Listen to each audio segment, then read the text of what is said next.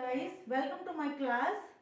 Today we will discuss about narration, जिसमें आपको देखना होगा कि अगर नरेशन में इम्परेटिव सेंटेंस है या एक्सक्लामेटरी सेंटेंस है तो वहां हमें कैसे करना पड़ेगा, है ना। नॉर्मल सेंटेंस तो हमें पता है कि सेड टू को टोल्ड कर दिया, सेल्स को टेल्स कर दिया, वो चल गया, है ना। लेकिन यहाँ पे कोई बड़ा चेंज नहीं करना है, थोड़े से नियम के साथ में इसको हम चेंज कर लेंगे, है ना। तो ठीक है, देखेंगे सबसे पहले अगर इम्परेटिव सेंटेंस है तो जो रिपोर्टेड वर्ब है और रिपोर्टेड स्पीच के बारे में आई नो गाइस आपको पता चल गया है अच्छे से।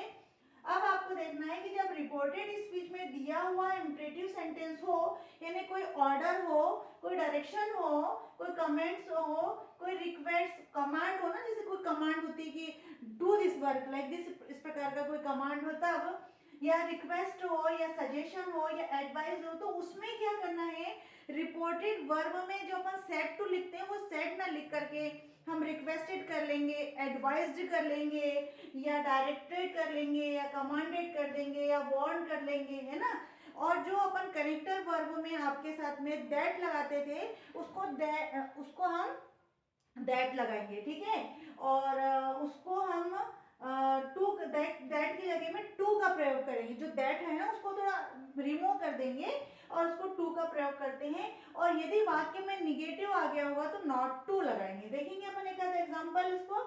डायरेक्ट में क्या करेंगे अपन, ही सेड टू रानू, उसने रानू से कहा please bring a glass of water, कृपया एक गिलास पानी लाओ। तो ये तो एक रिक्वेस्ट हो गई, तो हम उसको क्या बोलेंगे इनडायरेक्ट में, he requested Ranu to bring, bring के आगे जो वर्ब है उसके आगे क्या लगाना है, to bring a glass of water, तो जो ग्लास ऑफ वाटर है उसे लाओ, है ना, ठीक है। अब यदि सेंटेंस में यदि काइंडली और प्लीज लगा हुआ तो हमने प्लीज को यहाँ पे रिमूव कर दिया, ठीक है। तो आपको भी यहाँ पे ध्यान रखना है कि इसको प्लीज को हमको रिमूव कर देना है, ठीक है। अब सेंटेंस ऑप्टेटिव सेंटेंस पढ़ेंगे। ऑप्टेटिव सेंटेंस वो होते हैं गाइस जिसमें किसी के बारे में विश करी गई, किसी के बारे में प्रेयर की गई हो, अपन किसी को आशीर्वाद देते हैं या किसी को बोलते हैं ना मे गॉड ब्लेस यू या मे लिव लॉन्ग, आप जियो, मतलब लंबी आयु हो आपकी। तो इस प्रकार के सेंटेंस करते हैं तो उसे हम ऑप्टेटिव सेंटेंस कहते हैं। उसे हम कैसे करेंगे ये देखेंगे। तो उसमें रिपोर्टेड स्पीच में क्या करते हैं, विश्ड या प्रेड कर लेते हैं, क्योंकि ये दोनों चीजें हमें प्रेयर तो करते हैं ना, हम इसको प्रेयर ही करते हैं। तो अपने को ये देखना है कि ऑप्टेटिव सेंटेंस में हम कैसे काम करेंगे। रिपोर्टेड वर्ब में विश्ड या प्रेड में बदला जा सकता है एंड दैट कनेक्टर को जोड़ा जाता है। यहाँ पे अपन ने टू लगा लिया था, है ना। जब इम्परेटिव सेंटेंस हो तो हमने क्या लगाया था, टू लगाया था। लेकिन जब ऑप्टेटिव सेंटेंस है तो यहाँ पे दैट लगाया सकता है, कनेक्टर के रूप में अपन उसको दैट लगा सकते हैं।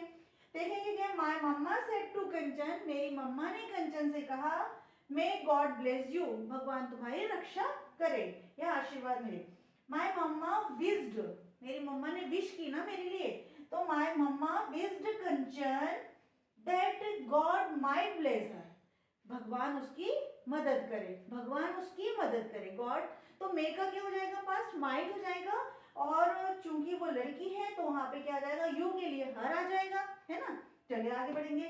कंचन सेड टू क्रियांश, कंचन ने क्रियांश से कहा कि मे यू लिव लॉन्ग, तुम लंबी आयु हो, तुम्हारी दीर्घायु हो, ऐसा उसको आशीर्वाद दिया, है ना। तो कंचन प्रेड क्रियांश, कंचन ने क्रियांश के लिए जो प्रेड की या प्रेयर की, है ना। सो ही माइट लिव लॉन्ग की वो दीर्घायु हो, दीर्घायु, ही माइट, तो मे का फील यहाँ पे क्या हो गया, माइट हो गया, he might live long. Now indirect speech में जो अफर्मेटिव टाइप का था ना, असर्टिव सेंटेंस आता है कि एज इट इज लिखा जाता है, जैसा असर्टिव सेंटेंस होता है तो वहां पे ही माइट लिव लॉन्ग, यानी मे पहले आया था लेकिन माइट हमने यहाँ पे सब्जेक्ट के बाद में दे दिया, है ना। नाउ कम टू दो एक्सक्लेमेटरी सेंटेंस। अब क्या होता है एक्सक्लेमेटरी सेंटेंस में, ये होता है कि जब कोई जैसे होता है ना, हाँ अफसोस कर देते हैं, कोई सौरो वाली बात होती है, कोई बहुत हैप्पी मोमेंट होता है, या कोई आश्चर्य बात बोली, सडनली कुछ हो जाता है, एक आश्चर्य वाली बात होती है, तब के लिए हम इस प्रकार से क्या क्या करेंगे, तो वहां पे हमें देखना पड़ेगा कि शाबाशी होती है, तो इस प्रकार के भाव को व्यक्त करने के लिए हमको एक्सक्लेमेटरी सेंटेंस को बनाना पड़ता है। कैसे बनाएंगे देखेंगे। रिपोर्टेड वर्ब भाव के अनुसार exclaimed, exclaimed with Joy, exclaimed with sorrow, exclaimed with surprise, exclaimed with applause, exclaimed with anger में बदल दी जाती है। जैसे अपन यहाँ पे रिक्वेस्ट करते थे, जैसे अपन यहाँ पे कमांड करते थे, जैसे यहाँ पे अपन एडवाइस करते थे, ऐसे अपन exclaimed with joy, exclaimed with anger यदि गुस्से में है तो, exclaimed with अगर हम बहुत जॉय में, हैप्पीनेस में है तो हैप्पीली है तो फिर क्या बोलेंगे, जॉय, इस प्रकार से करेंगे। अब एग्जांपल में देखेंगे अपन, और कंजंक्शन में वही दैट जोड़ देंगे, दैट का प्रयोग किया जाता है।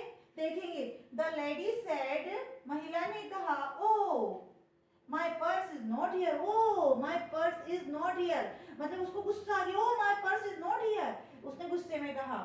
तो the lady exclaimed with anger, में उस लड़की, उस महिला ने क्या गुस्से में कहा, एक्सक्लेम किया, चिल्लाई, यानी एक्सक्लेम करना मतलब चिल्लाना होता है, कि गुस्से से चिल्लाई, that her purse was not there, कि उसका पर्स वहां पर नहीं था, ठीक है ना, उसका पर्स वाज नॉट देयर। फिर यहाँ पे हुआ द डॉक्टर सेड, डॉक्टर ने कहा, ए डायरेक्ट है, द डॉक्टर सेड, क्योंकि कॉमा वगैरह तो सब आपको नियम पता हो गया ना, the doctor said, wow operation succeeded, वाह ऑपरेशन सक्सीडेड, मतलब उनको बहुत खुशी हुई कि ऑपरेशन क्या हो गया, सक्सेस हो गया।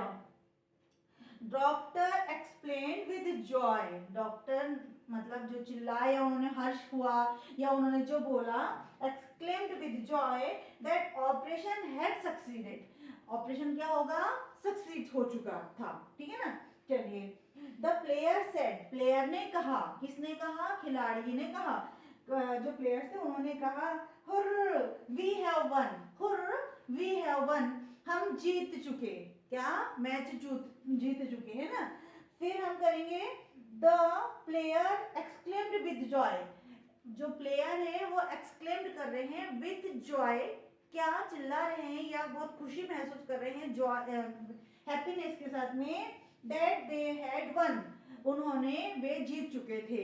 तो इस प्रकार से गाइस ये वाला जो नरेशन है ये बहुत इजी है, सबसे ज्यादा इजी यही पढ़ते हैं कि जब किसी को इंपरेटिव सेंटेंस को डायरेक्ट से इनडायरेक्ट करना हो, या फिर एक्सक्लेमेटरी सेंटेंस हो, या ऑप्टेटिव सेंटेंस हो, इनको अगर हम रिपोर्टेड इस वर्ब और रिपोर्टेड विद स्पीच को ध्यान से समझ लें तो इसमें बिल्कुल कुछ भी कठिन नहीं होता है।